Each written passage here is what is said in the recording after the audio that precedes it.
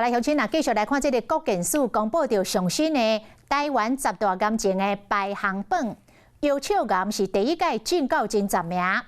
歹诊断、歹治疗，嘛将做大家对腰鞘癌的印象。不过这几年来，医疗是快速的进展，有愈来愈多治疗的方式，大的奈米刀消融治疗，就会当有效来帮助到无法度开刀的腰鞘癌的病人，提升到中后期的存活率。多参外国的医生嘛来台湾取经验。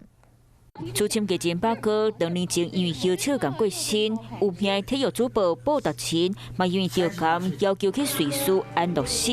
过去腰鞘癌歹诊断、歹治疗，听到这个消息，就会让人惊个破胆，嘛防前做是无声无水杀手。一开始的时候，他并没有什么明显的症状，来医院的时候，通常都已经是中晚期，所以治疗起来也相对比较困难一点。这个月国健署公布，180年台湾10大癌症发生率的排名，腰鞘癌竟然头一摆排入前10名。临床嘛观察到腰鞘癌有少年化趋势，不过这几年来真侪医疗技术进步，台病院的内米刀消融治疗会当帮助无法度开刀的腰鞘癌患者，提升中尾期活下来几率。纳米刀是把细针插进肿瘤，跟它周边放出高压电来电击杀死这个癌细胞。其实现阶段治疗癌症已经有动粒子、激素等放射线治疗，是一种变侵入性的手术，无空喙，副作用少，不过因为技术真贵，每一个人的身体会感知到的辐射嘛有限，所以纳米刀治疗利用1摆性手术，会当杀死细胞，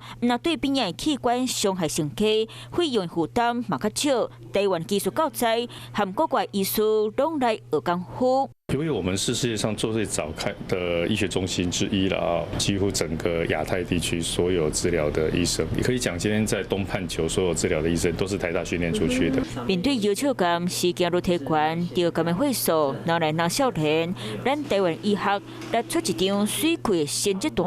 好得着腰鞘癌的人袂搁再惊个破胆。Hello， 我是林明瑞。想要抢先掌握最及时的新闻资讯吗？赶快订阅、按赞、开启小铃铛，锁定我们华视新闻的 YouTube 频道。